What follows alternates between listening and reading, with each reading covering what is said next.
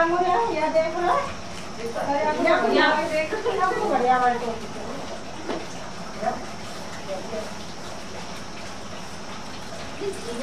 चीजा डोल रहा है भाई, उठा ले उसको, खाना डाल। हाँ, अब मार्कंडेय जी का माया दर्शन पढ़ने से कल इन बताओ क्या शुरू करें? हम लोग हम तो आने अच्छा लगा शिव पुराण शुरू कर जुलाई में आ जाएगी ना, ये नहीं ना मार्कंडेय जी का माया दर्शन। सूत जी कहते हैं, जब ज्ञान संपन्न मार्कंडेय जी मुनि ने इस प्रकार स्तुति करी नर नारायण भगवान की। जब भगवान नर नारायण से प्रसन्न होकर मार्कंडेय जी से कहा, भगवान नारायण ने कहा, सम्मान्य ब्रह्म ऋषि शिरोमणि, तुम चित्त की एकाग्रता, तपस्या, स्वाध्याय, संयम और मेरी अनन्य भक्ति से सिद्ध हो गए हो। तुम्हारे इस आजीवन ब्रह्मचर्य व्रत की निष्ठा देखकर हम तुम पर बहुत प्रसन्न हुए हैं। तुम्हारा कल्याण हो। मैं समस्त वर देने वालों का स्वामी हूँ, इसलिए तुम अपना अभिष्ट वर मुझसे मांगो जो चाहते हो। मार्कंडेय मुनि ने कहा, देव देवेश, शरणागत भयारी अच्युत, आपकी जय हो, जय हो। हमारे लिए बस इतना ही वर पर्याप्त है कि आपने कृपा करके अपने मनोहर स्वरूप का दर्शन करा जाए। ये आपके मुझे दर्शन हो गए, सबसे बड़ा वर है। ब्रह्मा शंकर आदि देवगण योग साधना के द्वारा एकाग्र हुए मन से ही आपके परम सुंदर श्री चरण कमलों का दर्शन प्राप्त कृतार्थ हो गए। आज उन्हीं आपने मेरे नेत्रों के सामने प्रकट होकर मुझे धन्य बनाया। पवित्र कीर्ति महानुभावों के शिरोमणि कमल, फिर भी आपकी आज्ञा के अनुसार मैं आपसे वर मांगता हूँ। मैं आपकी वह माया देखना चाहता हूँ जिससे मोहित होकर सभी लोग और लोकपाल अद्वितीय वस्तु ब्रह्म में अनेकों प्रकार के भेद विभेद देखने लगते हैं। प्रलय हुआ था, प्रलय जब हुआ था तो मार्कंडेय जी एक पत्ते पर बैठे तो मार्कंडेय जो अभी कहा है उनने प्रलय कैसे देख लियो, जब वो बताएं कि इनको वरदान दियो नर और नारायण भगवान ने। अब वो कह रहे हैं भेद भेद देखने लगते हैं। सूत जी कहते हैं, सौनक जी, जब इस प्रकार मार्कंडेय मुनि ने भगवान नर नारायण के अनुसार निस्तुति पूजा करी एवं वरदान मांग लिया, तब उन्होंने मुस्कुराते हुए कहा, ठीक है, ऐसा ही होगा। इसके बाद वे अपने आश्रम में जीवन को चले गए। मार्कंडेय मुनि अपने आश्रम पर ही रहकर निरंतर इस बात का चिंतन करते रहते कि मुझे माया के दर्शन कब होंगे। वे अग्नि, सूर्य, चंद्रमा, जल, पृथ्वी, वायु, आकाश एवं अंतःकरण में और तो क्या सर्वत्र भगवान का ही दर्शन करते हुए मानसिक वस्तुओं से उनका पूजन करते रहते। कभी कभी तो उनके हृदय में प्रेम की ऐसी बाढ़ आ जाती कि वे उसके प्रभाव में डूबने उतराने लगते। दीपक वे उसके प्रभाव में डूबने उतराने लगते। उन्हें इस बात की भी याद न रहती कि कब कहाँ किस प्रकार भगवान की पूजा करनी चाहिए। सौनक जी, एक दिन की बात है, संध्या के समय पुष्पभद्रा नदी के तट पर मार्कंडेय मुनि भगवान के उपासना में तन्मय हो रहे थे। ब्राह्मण उसी समय एकाएक बड़े जोर से आंधी चली और उस समय आंधी के कारण बड़ी भयंकर आवाज होने लगी और बड़े विकराल बादल आकाश में मंडराने लगे। बिजली चमक चमक कर कड़कने लगी और रथ के धुएं के समान जल की मोटी मोटी धाराएं पृथ्वी पर गिरने लगी। यही नहीं, मार्कंडेय मुनि को ऐसा दिखाई पड़ा कि चारों ओर से चारों समुद्र समूची पृथ्वी को निगलते हुए उमड़े आ रहे हैं। ये चारों ओर जली जल हो गया। आंधी के वेग से समुद्र में बड़ी बड़ी लहरें उठ रही हैं, बड़े भयंकर भंवर पड़ रहे हैं और भयंकर प्राण फाड़े डाल रहे। स्थान स्थान पर बड़े बड़े मगर उछल रहे हैं। उस समय बाहर चारों ओर जल ही जल दिखता। ऐसा जान पड़ता था कि उस जल राशि में पृथ्वी ही नहीं स्वर्ग भी डूबा जा रहा है। ऊपर से बड़े वेग से आंधी चल रही है और बिजली चमक रही है। मार्कंडेय जी भगवान की माया को देख रहे हैं, जिससे संपूर्ण जगत संतप्त हो रहा है। जब मार्कंडेय मुनि ने देखा कि इस जल प्रलय से सारी पृथ्वी डूब गई है, उद्भिज, स्वेदज, अंडज और जरायु, चारों प्रकार के प्राणी तथा स्वयं वे भी अत्यंत व्याकुल हो रहे हैं, तब वे उदास हो गए और साथ ही अत्यंत भयभीत भी। उनके सामने ही प्रलय समुद्र में भयंकर लहरें उठ रही थी, आंधी के वेग से जल राशि उछल रही थी और प्रलयकालीन बादल बरस बरस कर समुद्र को और भी भरते जा रहे थे। उन्होंने देखा कि समुद्र ने द्वीप, वर्ष और पर्वतों के साथ सारी पृथ्वी को डुबो दिया। पृथ्वी, अंतरिक्ष, स्वर्ग, ज्योतिर्मंडल, ग्रह, नक्षत्र एवं तारों का समूह और दिशाओं के साथ तीनों लोग जल में डूब गए। बस उस समय एकमात्र महामुनि मार्कंडेय ही बचे रहे थे। उस समय में पागल और अंधे के समान जटा फैलाकर यहाँ से वहाँ और वहाँ से यहाँ भाग भाग कर अपने प्राण बचाने की चेष्टा कर रहे थे। भगवान माया दिखा रहा है, इन्हें भगवान माया दिखा। वे भूख प्यास से व्याकुल हो रहे थे। किसी और बड़े बड़े मगर तो किसी और बड़े बड़े तिमिंगल, मच्छ उन पर टूट पड़ते। किसी और से हवा का झोंका आता तो किसी और से लहरों के थपेड़े उन्हें घायल कर देते। इस प्रकार इधर उधर भटकते भटकते वे अपार अज्ञान अंधकार में पड़ गए, बेहोश हो गए और इतने थक गए कि उन्हें पृथ्वी और आकाश का भी ज्ञान नहीं रहा। वे कभी बड़े भारी भंवर में पड़ जाते, कभी तरल तरंगों की चोट से चंचल हो उठते। जब कभी जल जंतु आपस में आक्रमण करते, तब अचानक ही उनके शिकार बन जाते। कहीं शोकग्रस्त हो जाते तो कहीं मोहग्रस्त, कभी दुख ही दुख के निमित्त आते तो कभी तनिक सुख भी मिल जाता। कभी भयभीत होते, कभी मर जाते तो कभी तरह तरह के लोग उन्हें सताने लगते। इस प्रकार मार्कंडेय मुनि विष्णु भगवान की माया के चक्कर में मोहित हो रहे थे। उस प्रलय काल के समुद्र में भटकते भटकते उन्हें सैकड़ों, हजारों ही नहीं लाखों करोड़ों वर्ष बीत गए। इसी भंवर में शौनक जी, मार्कंडेय मुनि इसी प्रकार प्रलय के जल में बहुत समय तक भटकते रहे। एक बार उन्होंने पृथ्वी के एक टीले पर एक छोटा सा बरगद का पेड़ देखा और उसमें हरे हरे पत्ते और लाल लाल फल शोभायमान हो रहे थे। बरगद के पेड़ में ईशान कोण पर एक डाल थी, उसमें एक पत्ते का दोना सा बन गया था। उसी पर एक बड़ा ही सुंदर नन्हा सा शिशु लेट रहा था। भगवान, उसके शरीर से ऐसी उज्जवल छटा छिटक रही थी जिससे आसपास का अंधेरा दूर हो रहा था। ये बड़ी चमक आ रही थी उनसे शिशु से। वह शिशु मरकत मणि के समान सांवला सांवला था। मुख कमल पर सारा सौंदर्य फूटा पड़ता था। गर्दन सन के समान उतार चढ़ाव वाली थी, छाती चौड़ी थी, तोते की चोंच के समान सुंदर नासिका और भौहें बड़ी मनोहर थी। अर्थात तो बच्चा बहुत ही मनमोहक था। काली काली घुंघराली अलके कपोलों पर लटक रही थी और श्वास लगने से कभी कभी गिर भी नहीं जाती थी। सन के समान घुमावदार कानों में अनार के लाल लाल फूल शोभायमान हो रहे थे। मूंगे के समान लाल लाल होठों की कांति से उनकी सुधामयी श्वेत मुस्कान कुछ ललिमा मिश्रित हो गई थी। नेत्रों के कोने कमल के भीतरी भाग के समान तनिक लाल लाल थे। मुस्कान और चितवन बरबस हृदय को पकड़ लेती थी।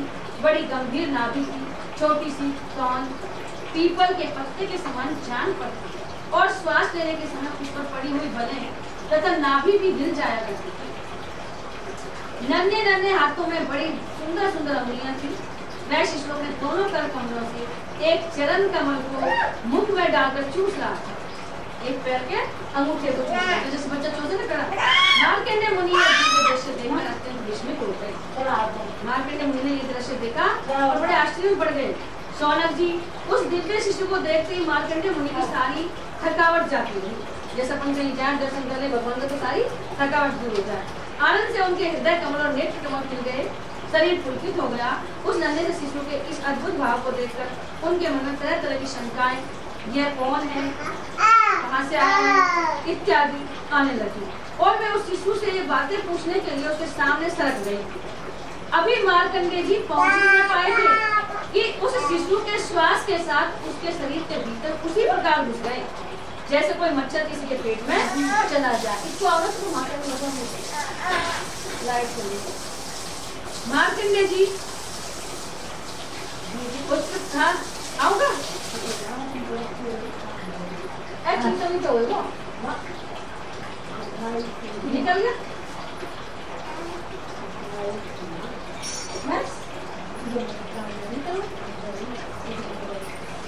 निकलो मैं देखो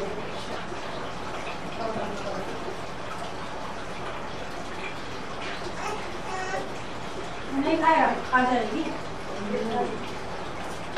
उस शिशु के पेट में जाकर उन्होंने सब की सब वही सृष्टि देखी जैसे प्रलय के पहले उन्होंने देखी थी। वे सब विचित्र दृश्य देखकर आश्चर्यचकित हो गए। वे मोहवश कुछ सोच विचार भी न सके। उन्होंने उस शिशु के उदर में आकाश, अंतरिक्ष, ज्योतिर्मंडल, पर्वत, समुद्र, द्वीप, वर्ष, दिशाएं, देवता, दैत्य, वन, देश, नदियां, नगर, थाने, किसानों के गांव, अहीरों की बस्तियां, आश्रम, वन, उनके आचार व्यवहार, पंच महाभूत तत्वों से बने हुए प्राणियों के शरीर तथा पदार्थ, अनेक युग और कल्पों के देश से युक्त काल आदि सब कुछ देखा। केवल इतना ही नहीं, जिन देशों, वस्तु और कालों के द्वारा जगत का व्यवहार संपन्न होता है, वह सब कुछ महान था। कहाँ तक करें, यह संपूर्ण विश्व न होने पर भी वहाँ सत्य के समान प्रतीत होते हैं। हिमालय पर्वत, वही पुष्पभद्रा नदी, उसके तट पर अपना आश्रम और वहाँ रहने वाले ऋषियों को भी मार्कंडेय जी ने प्रत्यक्ष देखा। इस प्रकार संपूर्ण विश्व को देखते देखते उस दिव्य शिशु के श्वास के द्वारा ही बाहर आ गए, वो अपने प्रलयकालीन समुद्र में गिर गए। अब फिर उन्होंने देखा कि समुद्र के बीच में पृथ्वी के टीले पर वही बरगद का पेड़ ज्यों का तो विद्यमान है और उसके पत्ते के दोने में वही शिशु सोया हुआ है। उसके अग्र पर प्रेम से परिपूर्ण मंद मुस्कान है और अपनी प्रेमपूर्ण चित्रण से मार्कंडेय जी की ओर देख रहा है। अब मार्कंडेय मुनि इंद्रजीत भगवान को जो शिशु के रूप में पूजा कर रहे थे और नेत्रों के मार्ग से पहले हृदय में विराजमान हो चुके थे, आलिंगन करने के लिए बड़े श्रम और कठिनाई से आगे बढ़े। परंतु शौनक जी, भगवान केवल योगियों के ही नहीं, स्वयं योग के भी स्वामी और सबके हृदय में छिपे रहने वाले हैं। अभी मार्कंडेय मुनि उनके पास पहुंच भी नहीं पाए थे कि वे तुरंत अंतर्ध्यान हो गए। ठीक वैसे ही जैसे अभागे और असमर्थ पुरुषों के परिश्रम का पता नहीं चलता कि वह फल दिए बिना ही क्या हो गया। शौनक जी, उस शिशु के अंतर्ध्यान होते ही वह बरगद का वृक्ष प्रलयकालीन दृश्य एवं जल भी तत्कालीन लीन हो गया और मार्कंडेय मुनि ने देखा कि मैं तो पहले के समान ही अपने आश्रम में बैठा हुआ हूँ। भगवान अपनी माया का दर्शन कराया। बोल मार्कंडेय ऋषि की। अब मार्कंडेय जी को भगवान शंकर का बोलो श्री कृष्ण भगवान की जय हो। श्री गुरु चरण सरोज रज निज मनु मुकुर सुधार, बरनउँ रघुवर विमल जसु, जो दायक फल चार, गोत्रहीन तनु जानिके, सो मेरो